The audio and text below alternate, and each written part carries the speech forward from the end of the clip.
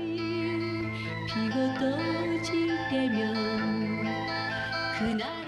y a plein de choses à l'origine du film, mais l'une d'entre elles, c'est clair, c'était de prendre à contre-pied le récit qu'on attend sur un tel sujet. Voilà.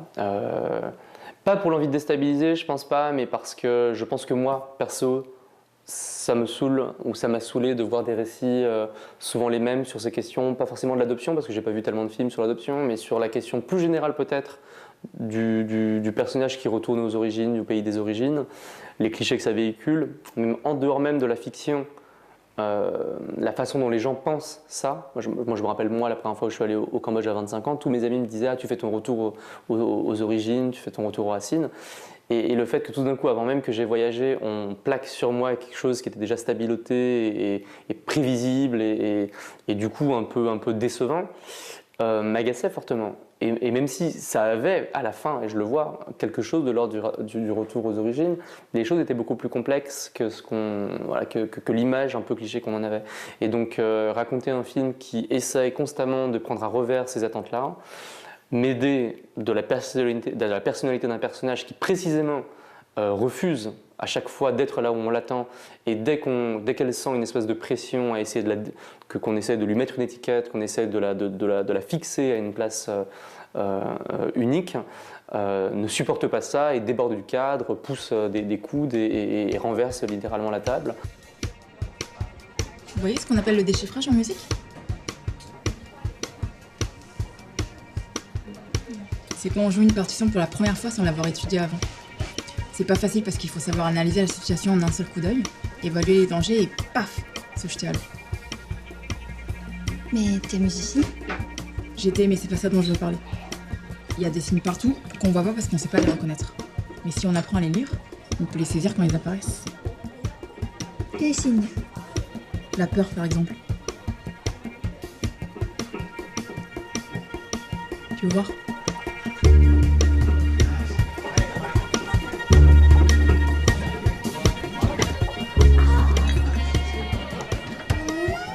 Et elle va renverser le contrôle de la soirée en prenant un peu presque la position du metteur en scène qui décide de faire de figurants flous dans l'arrière-plan, des personnages secondaires qu'elle amène, qui du coup vont avoir la parole, et donc du coup cette espèce d'aspect un peu démiurge, mais prendre le contrôle parce qu'en fait, presque par instinct de survie, parce qu'elle se sentait acculée. Et ce personnage-là, cette espèce de réflexe et de comportement qu'il a par rapport aux événements, au sentiment d'être dans un milieu hostile ou de sentir des pressions, c'est devenu vraiment le moteur du film, le moteur narratif du film qui m'aidait à construire scène après scène où est-ce qu'on allait suivre ce personnage, avec du coup l'idée de créer pour le spectateur une espèce de sentiment d'instabilité où on ne sait jamais quel va être le prochain move de Freddy et quelle sera la prochaine scène. Et ça, en tant que spectateur, on est tellement aujourd'hui habitué à, après une scène du film ou deux, devoir pouvoir dérouler à l'avance toute la narration du film, le trajet émotionnel du personnage, etc. Très intéressant d'essayer de construire un personnage qui va, j'espère, nous dérouter par rapport à ça. Et après, il y a un autre truc aussi, je pense que j'ai voulu aussi, de façon consciente, faire un film contre le précédent. J'avais lu ça déjà, de faire un film contre le précédent, et j'ai dit qu'est-ce que ça veut dire. Et après avoir fait Diamond Island, qui est effectivement un film, comment pourrais-je dire, plus attendu sur la question de faire un film sur la jeunesse contemporaine au Cambodge, la forme que j'y avais trouvée qui convoquait, disons, les maîtres du cinéma moderne asiatique, c'était presque, je ne sais pas si c'était redondant, mais en tout cas il y avait quelque chose d'un peu, peut-être confortable, je pourrais dire. Et de cette zone de confort, de la, comment dirais-je, la bienveillance aussi des personnages de Diamond Island, cette espèce de tendresse douce qu'ils pouvaient avoir, qu'on retrouve aussi dans les films de cette région-là, et notamment dans les films d'Apichatpong Weerasethakul par exemple, qui est l'un des cinéastes que j'admire le plus au monde. Il y avait l'idée de se dire, ok, mais est-ce qu'on ne peut pas travailler justement à sortir de cette tendresse, et puis si tu sors de la tendresse, c'est quoi? C'est d'aller plutôt vers une forme de brutalité. Et donc du coup, ce personnage de Freddy, inspiré d'une amie proche à moi qui s'appelle Laure Badufle, a dans son ADN cette espèce de brutalité-là, et du coup c'était comment déplacer mon cinéma et essayer de prendre en charge cette brutalité et la filmer, et qu'est-ce que ça va produire en fait. Donc c'était aussi l'idée de faire un pas de côté, de faire un film un peu contre le film précédent. Where are you from? France. France? France. France. 아, 프랑스! 프랑스! C'est un personnage qui s'est construit sur son identité française, qu'on lui a inculqué par ses parents et par un pays qui lui a appris à se considérer uniquement comme française et à ne pas penser au fait qu'elle pourrait être un peu coréenne, qui débarque sur une impulsion dans ce pays, la Corée du Sud, où elle est née, où elle a passé un an, mais dont elle ne connaît rien et sur lequel elle n'a aucun souvenir, et qui se tape tout d'un coup ces questions-là, puisque tout d'un coup, le regard des Coréens qu'elle rencontre, notamment au début du film, lui disent mais elle ressemble à une Coréenne, elle a le visage typiquement coréen, tu es un peu coréenne, lui dit Tena. C'est son père biologique coréen qu'elle rencontre qui tout de suite va la ramener dans le giron familial en lui disant il faut que tu apprennes le coréen, il faut que tu te maries avec un Coréen, et cette espèce de violence qui tout d'un coup la bouscule, qui tout d'un coup, alors qu'elle est très sûre d'elle au début, presque en surassurance, et la surassurance cache toujours quelque chose d'une fragilité quand même, c'est assez évident, je dirais peut-être limite psychanalytiquement parlant, mais en tout cas, tout ça vacille un peu quand même pour le personnage qui garde son assurance parce que c'est comme ça qu'elle s'est construite en mode survie, mais on sent bien qu'il y a des failles, il y a des brèches, il y a une vulnérabilité et les choses bougent. Et c'est en ça que le personnage passe son temps presque à changer de peau, puisqu'il y a 4 parties dans le film, je dirais 3 parties et un épilogue, et à chaque fois on a l'impression de faire qu'au début on voit un personnage qui s'est transformé, comme une espèce de super-héroïne qui aurait changé d'identité, et qui aurait changé d'identité avec la facilité de quelqu'un qui change de costume. Et en même temps, quand on creuse, on voit que c'est la même quête, c'est la même personne, c'est la même recherche qu'il peut y avoir derrière, la même blessure aussi, mais en tout cas qui à chaque fois met une panoplie presque différente, une stratégie différente pour essayer de faire avec et de continuer à chercher notamment cette question de qui je suis, d'où je viens, où est-ce qu'exactement ma place, quoi.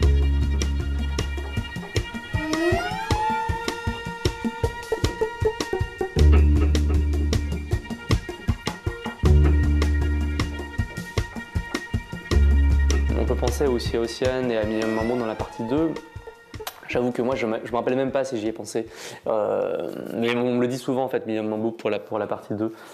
J'ai pensé à Free Times, donc c'est pas très loin parce que Free Times, en fait, la partie contemporaine de Free Times, je pense que Woussi Hossein, qui n'était pas censé la réaliser en plus à l'époque, il a juste dit bon, ben, je vais refaire ce que j'ai fait dans Myriam Mambo, donc de fait c'est là. Et je pense que quand elle est dans son appartement, seule, à la fin de son anniversaire, à la fin de la partie 2, et qu'elle regarde son ordinateur, quelque chose pour moi touchait un peu Chuchi dans la partie contemporaine de Free Times. Mais il y a aussi du Elizabeth Salander, de Dragon Tattoo, dans la modernité aussi, l'accoutrement du personnage à ce moment-là. Il y avait un peu de Matrix aussi pour moi dans le salon de tatouage, parce que tu regardes les couleurs, c'est du noir, c'est du vert, c'est du vert jaune, enfin les codes un peu esthétiques de Matrix. Dans la soirée également, on s'est amusé avec le rouge des sièges qu'on peut avoir dans la scène avec Morpheus et Neo.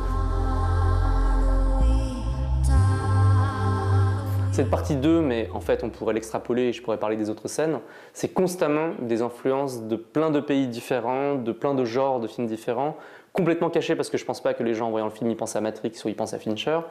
Et moi, ça m'intéresse de faire ça parce que j'ai l'impression que sur un film qui parle d'identité mouvante, qui a un personnage qui justement refuse d'être assigné à une identité unique et uniforme et qui tout le temps nous provoque en changeant d'identité, en nous opposant une identité protéiforme, multiple, changeante, quasi infinie, ça m'intéressait en fait de mixer un peu toutes ces influences-là et que quand on regarde le film, alors je ne sais pas si c'est réussi, mais quand on regarde le film, effectivement, on se demande d'où ça vient, en fait. Et c'est exactement la question que se pose Freddy.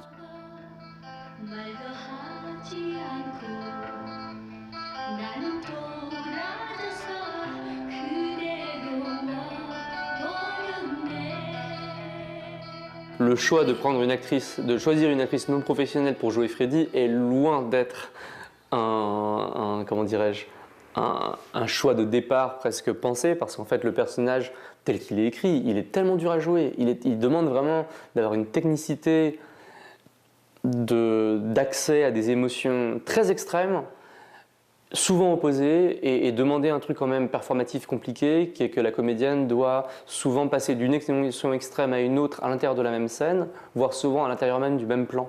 Et je dirais même plus loin que parfois même, au même moment, elle doit jouer 2 émotions à la fois. Ce qui est, pour Freddy, souvent, c'est la colère. Et sous la colère, on peut voir au fond de son œil quelque chose de l'ordre de la fragilité, de la vulnérabilité. Donc il fallait, pour moi, quand j'ai commencé à faire le casting, à un moment, je me suis dit, mais t'es complètement débile, t'as écrit depuis 3 ans un film, et qui va jouer ça en fait? Il faudrait genre une Isabelle Huppert d'origine coréenne de 25 ans. Est-ce qu'elle existe en fait? Sachant d'autant plus qu'en plus que l'immigration coréenne en France est assez réduite par rapport à, par exemple, l'immigration, d'autres immigrations asiatiques de type chinoise ou cambodgienne comme moi ou vietnamienne. Pour moi, ça a été un miracle et une grande chance qui m'est arrivée de tomber sur Park Jae-min, donc la comédienne qui joue le film, qui avait jamais joué de sa vie, qui est une artiste plasticienne, qui n'a jamais même éprouvé le désir d'être dans un film. Et j'ai eu connaissance de son existence par une personne que j'ai rencontrée un peu par hasard à une soirée, un artiste qui s'appelle Erwan Akyun Larcher, qui lui-même est coréen adopté. Donc comme souvent, comme ça m'arrivait dans la préparation et l'écriture du film, je lui ai posé plein de questions sur son expérience, je lui racontais le film, et à la fin de ces 2 heures de discussion ensemble, c'était le 13 août 2019, il me dit « mais en fait, tout ce que tu me dis sur le personnage, ça me fait penser à cette fille, Park Jae-min, qui est une très proche amie à lui.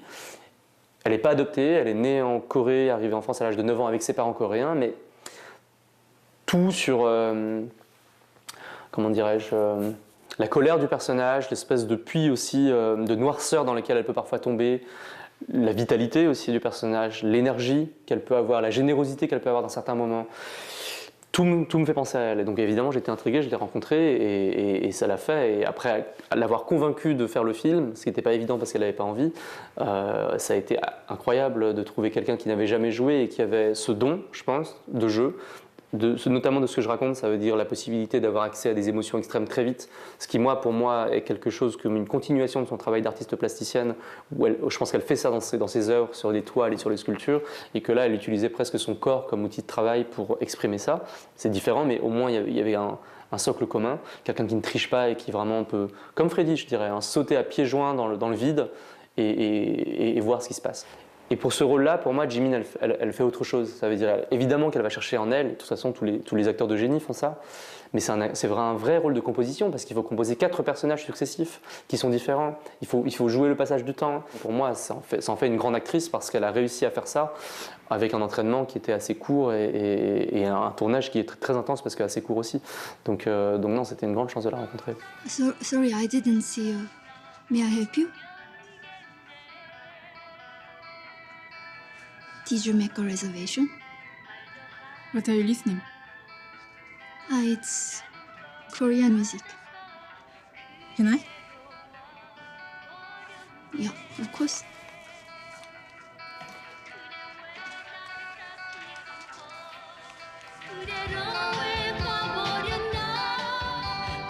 En dehors de Jimin Park qui joue Freddy, tu as Goo Kara-han qui joue Tena, la meilleure amie dans la première partie. Tu as Emeline Briffaut qui joue Lucie, la jeune coréenne adoptée de la deuxième partie.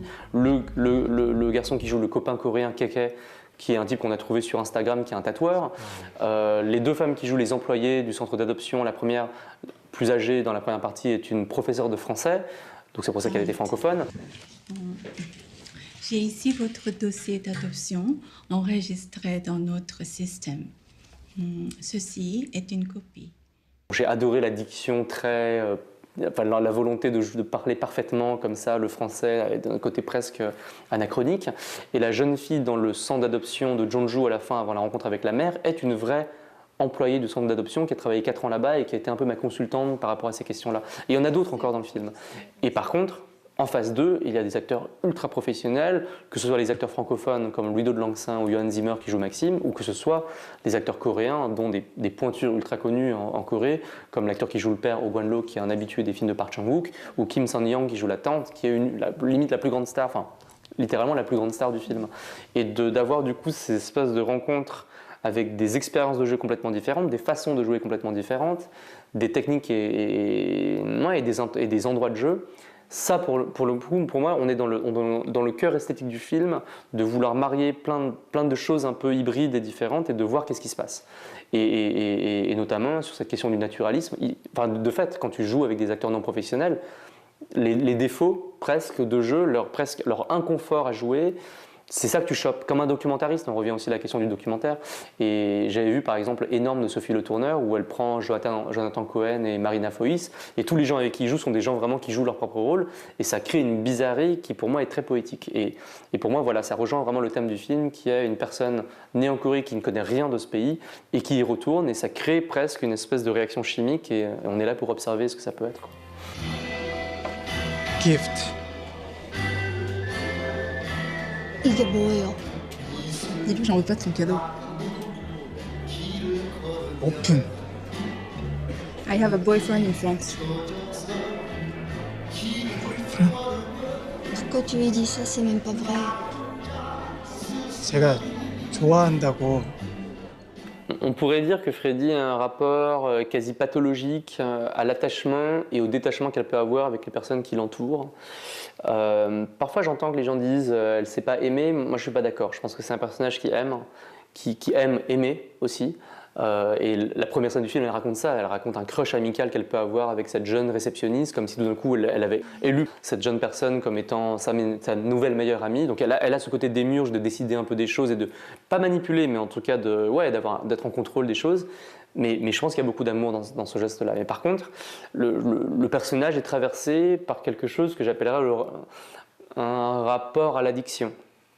Il y a quelque chose d'un pattern addictif dans le personnage, mais qui a tout un peu sous toutes les formes. Ça veut dire que c'est quelqu'un qui devient un peu addict à un pays, la Corée du Sud, qu'elle ne connaît pas, et son rapport avec ce pays-là, c'est un rapport toujours un peu d'amour et de haine, de pulsion, enfin d'approche et de rejet, où tout d'un coup elle le rejette complètement, puis finalement elle vit là pendant 2 ans, elle s'est complètement intégrée, et cette espèce de danse constante où on ne sait jamais sur quel pied danser et de revirement, c'est typiquement un comportement addictif par rapport à quelque chose. Et je pense qu'elle a ça aussi, donc par rapport au territoire, mais elle a ça aussi par rapport aux personnes. Et effectivement, elle a un rapport addictif aux gens où on a l'impression qu'elle a toujours besoin de s'entourer des gens, d'absorber un peu les énergies qui l'entourent, de les faire danser autour d'elle, un peu comme une ogresse presque qui dévore un peu les énergies autour d'elle. Et c'est vrai que elle a une forme de brutalité dans la façon dont les personnes quittent un peu sa vie, presque un claquement de doigts comme elle le dit avec Maxime, mais presque dans une coupe souvent où voilà, le personnage de Ténard auquel on s'attache en tant que spectateur et auquel Freddy s'attache, une fois qu'il part dans la fin de la partie 1, on ne le reverra plus jamais.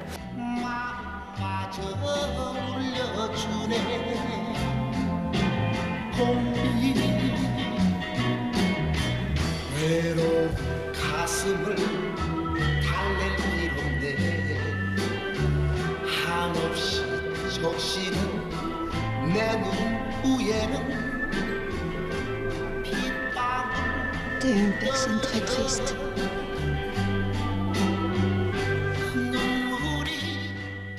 Au fond, moi, je pense que ça a un rapport avec l'abandon originel traumatique du personnage. Mais en fait, je me demande si cet abandon originel de Freddy, il lui donne pas juste en fait accès à une vérité des relations humaines au-delà de l'adoption et de l'abandon, qui est juste qu'est-ce que c'est qu'une vie? C'est une vie, c'est parsemé de rencontres, autant de personnes qu'on rencontre que de personnes aussi qu'on laisse sur le côté et qu'on abandonne et qui disparaissent de notre vie. Et pour quelqu'un justement qui a vécu cet abandon-là, effectivement, le personnage traverse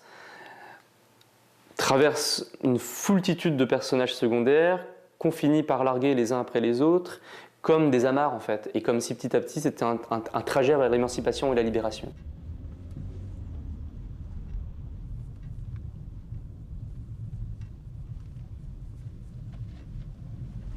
Je pourrais t'effacer de ma vie d'un claquement de doigts, tu sais.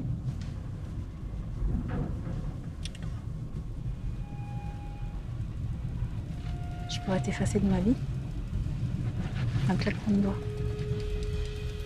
La question des émotions dans le film, elle m'est venue vraiment de la scène originelle qui a fait naître le film, qui est moi en 2011, la première fois où je vais en Corée du Sud pour présenter le Sommeil d'Or, et où cette amie, Laure Baduff, qui a inspiré le personnage de Freddy, m'accompagne, et avec elle on rencontre son père biologique coréen et sa grand-mère biologique coréenne, alors qu'on n'avait pas prévu de le faire, donc on a toujours un peu ces revirements un peu du personnage et ses contradictions. Et je me retrouve, alors que je n'avais pas prévu de le faire, après 1h30 de bus, exactement comme dans le film, attablé comme ça, et je vois mon amie, et face à elle, sa famille biologique coréenne. Et en fait, la complexité de ce que je voyais, l'espèce de... Comment dirais-je? Les flux, la multiplicité de flux contradictoires d'émotions, où on sentait vraiment la colère de mon amie, la frustration, l'accablement face à elle, la tristesse, les regrets, mais l'incapacité à les exprimer correctement et la frustration de ne pas réussir à les expliquer, l'espèce de dimension comique apportée par la traduction, c'est-à-dire que j'avais rencontré une jeune coréenne francophone qu'on avait amenée avec nous pour nous aider à traduire puisque mon ami ne parlait pas coréen. Et la première chose que mon ami dit à cette jeune fille qui s'appelait Ju Young, c'est « Écoute, avant toute chose, tu dis à mon père il faut qu'il arrête de m'écrire des textos parce qu'il faut qu'il comprenne que c'est plus mon père en fait. Donc s'il comprend pas ça, moi je veux plus parler avec lui, il faut qu'il comprenne que c'est plus mon père. Tu peux lui dire ? Et tu vois la jeune fille de 25 ans qui se liquéfie littéralement parce qu'elle n'a pas du tout prévu que ça allait se passer comme ça et que cette brutalité un peu à la française, un peu cash, c'est pas du tout soluble dans la politesse requise coréenne. Donc elle traduit un truc en coréen qu'on ne saura jamais ce qu'elle a dit, mais clairement pas ce que ma copine lui a dit. Donc il y avait cette espèce d'absurde aussi de situation basée sur des trucs classiques dans ces situations-là, qui est le jeu des différences culturelles et des incompréhensions culturelles. Mais voilà, j'étais face à une situation qui charriait tellement de choses un peu mélangées, et on parle de ça depuis le début, hein, le mélange des genres, l'hybridation un peu de choses différentes, des identités, des cultures, des influences. Et là déjà, c'était l'hybridation de plein d'émotions contradictoires et opposées qui se mêlaient en même temps à la même situation. Et je pense que c'est vraiment d'assister à ça, de voir comment le réel était, encore une fois, comment le réel était beaucoup plus riche que ce que j'aurais pu imaginer d'une telle scène et ce que n'importe qui pourrait imaginer d'une telle scène, même s'il essayait de la rendre riche. C'était ça auquel il fallait rendre justice en essayant de créer un film qui allait toucher ça et que effectivement les émotions seraient déplacées, qu'on serait peut-être ému à un moment où on l'attend pas. 네가 와서 우리랑 같이 살았으면 좋겠어. 여가 네 집이요. 여서 결혼할 수 있게 도와줄 텐게. Father said, you rape Korea. Here is your home. He helped you marry Korean man. He has to understand that I'm French now. I have my family and my friends over there. I'm not going to live in Korea. Okay. Dans cette scène, ce qui était sûr, c'est que c'était raté. Ces retrouvailles, quand même, enfin, une jeune fille et son père qui se rencontrent après pas s'être revus pendant 25 ans, on s'attend, on espère que ça va être réussi, c'est évident. Et parce qu'on espère que ça va être réussi, c'est forcément raté. C'est ça qui se passe dans le film. À la fin de mon film, par exemple, au bout de 7 ans, ils finissent par trouver des termes où je pense que chacun a un peu digéré cette histoire, chacun a pris du recul sur lui-même aussi, sur sa façon de se calmer aussi par rapport à la façon dont il aimerait exprimer les choses, et il trouve cette espèce de juste distance. Pour moi, s'il y a une question dans le film, c'est la question de la distance. Cette juste distance qui est la question numéro 1 de la mise en scène, ça veut dire comment trouver la juste distance par rapport à cette histoire, par rapport à soi-même, par rapport à soi et un territoire, par rapport aux gens et par rapport au passé. 만져요.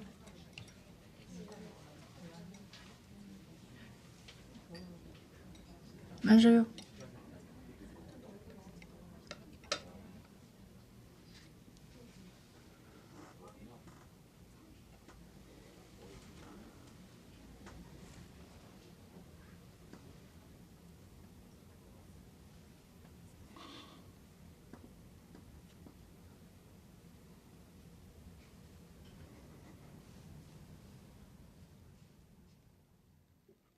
J'avais envie quand même, à la fin, ou presque fin d'un film qui essaie de déjouer les attentes, de donner quand même au spectateur, mais surtout au personnage, ce qu'elle attend. C'est quand même, mine de rien, un film où le personnage fait plein de choses, mais on comprend au bout d'un moment, j'espère, notamment dans la partie 2 où elle parle avec André, qu'elle cherche sa mère, en fait. Et qu'il y a effectivement une contradiction entre le rejet du père et le fait qu'elle continue, malgré l'absence de réponse, mais surtout, sans doute, à cause de l'absence de réponse, parce qu'on veut toujours ce qu'on n'a pas, qu'elle continue à attendre la mère. Et puis après, en lisant et en voyant des films sur l'adoption internationale, l'adoption, tu te rends compte que la mère, c'est toujours, enfin, les adoptés parlent tout le temps de leur mère plus que de leur père, donc il y a quelque chose presque d'universel là, dans le lien en fait avec la mère, donc pour moi c'est ça qui se joue aussi. Mais du coup de quand même écrire cette scène et de la filmer, mais de la filmer dans ma tête quand même, de la filmer, comment dirais-je, pour moi ça finit comme un mélo quand même, et je voulais assumer ça et y aller vraiment, et c'est d'ailleurs le moment où le personnage pleure pour la première fois du film, et que l'actrice Park Ji-min fait ce truc ému de complètement vraiment larguer les amarres et d'ouvrir complètement toute cette espèce de carapace qu'elle a un peu compris, qu'il a compris mais qu'il attend pendant tout le film, et là tout d'un coup ça se détend et tout sort, et on dirait vraiment dans son jeu, sa façon de se recroqueviller, on a l'impression d'une enfant, enfin vraiment quelque chose de l'ordre de l'enfance qu'elle joue à ce moment-là, qui pour moi est vraiment fort et bouleversant.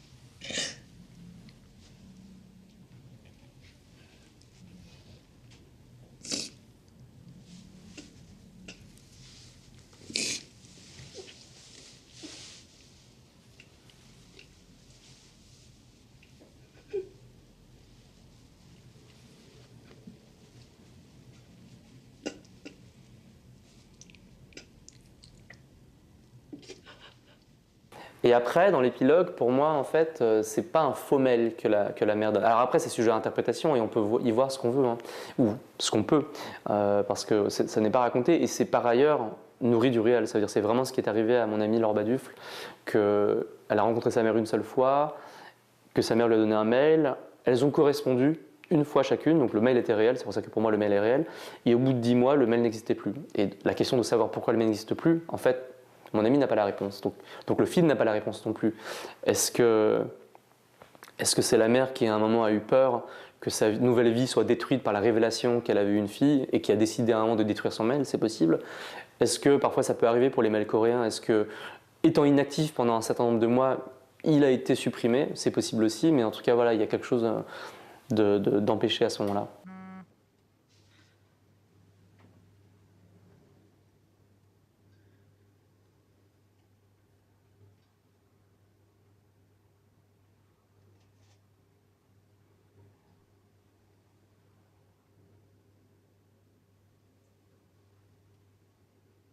On a parlé de Wu Xiaoxian dans la partie 2, mais en réalité, les cinéastes auxquels j'ai le plus pensé quand j'ai fait le film, je pense que ça a été les frères Safdie, notamment Good Time et Uncut Gems, et l'espèce de, je pense, de maîtrise totale que ces cinéastes-là ont réussi à avoir à travers les années sur la création la mise en scène du chaos. Comme à un moment, leur film jouit de mettre des couches de chaos supplémentaires et toujours de mettre les situations, les personnages et les situations dans un état constant d'instabilité et de prendre du plaisir dans cette instabilité. Et moi, justement, dans ce personnage de Freddy, qui pour moi est un personnage constamment instable, mais par instinct de survie, parce qu'elle ne sait pas qui elle est et qu'elle est tout le temps en train de danser pour éviter de tomber dans un espèce de gouffre qui serait celui de l'ignorance de son identité, de là d'où elle vient et de qui elle est, et elle est obligée de danser et d'être en mouvement tout le temps.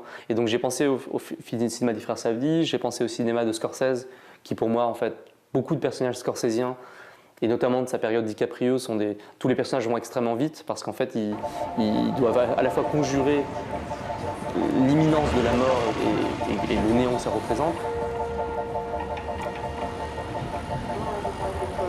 Et donc l'espèce de frénésie un peu scorsésienne, de caméra mouvement parfois en pure perte gratuit, il y a un peu de ça aussi un peu dans le film. Et l'autre film qui m'a beaucoup intéressé par rapport à ça, c'est Synonyme de Nadav Lapid. Donc là, pas cinéma américain, plus cinéma européen, et à mon avis, Nadav, notamment dans Synonyme, c'est une influence godardienne, en tout cas nouvelle vague sur l'invention de forme et la liberté qu'il peut y avoir par rapport à la forme. Et ce qui me fascinait précisément dans Synonyme, c'était le rapport à l'acteur et l'impression qu'il y a une espèce de combat permanent entre la caméra / le cinéaste et le comédien / le personnage, et qu'on essaye de s'apprivoiser l'un l'autre et qu'il y a un pas de côté et qu'il faut essayer de le suivre. Et ça, je l'avais un peu théorisé en écriture, en préparation sur le film par rapport au personnage de Freddy qui refuse d'être dans des cadres, et donc du coup, comment ça se joue en fait, refuser dans des cadres, littéralement dans le cinéma, ça veut dire refuser d'être filmé par la caméra. Et ça m'a été apporté miraculeusement sur un plateau par la comédienne Park Ji-min qui, elle, de son endroit de jeu, enfin d'expérience plutôt, de sa provenance, qui était un endroit où elle n'était pas comédienne et qu'elle ne voulait pas jouer la comédie, presque avec une espèce de résistance. Du coup, ça s'est produit. Et en fait, c'est vrai qu'il y a quelque chose de l'ordre de la résistance. C'était Claire Denis, quand elle a vu le film, qui tout de suite a pris le micro et elle a dit ça. Elle a dit, mais elle a dit que ce qui l'avait marqué, c'était que de sentir, pas un personnage, mais une actrice en résistance contre le film, contre le cinéaste, contre la caméra. Et c'est vrai qu'en fait, il s'est passé ça avec Park Ji-min, qu'elle était en résistance contre le film, et que quelque part, pour moi, je peux le dire qu'après, on ne réalise pas ce genre de choses quand on est en train de filmer, au contraire, on souffre presque d'un acteur qui résiste, mais je pense que ça rend compte complètement en fait, l'essence du film, du personnage, et ce que j'ai voulu raconter à travers le film.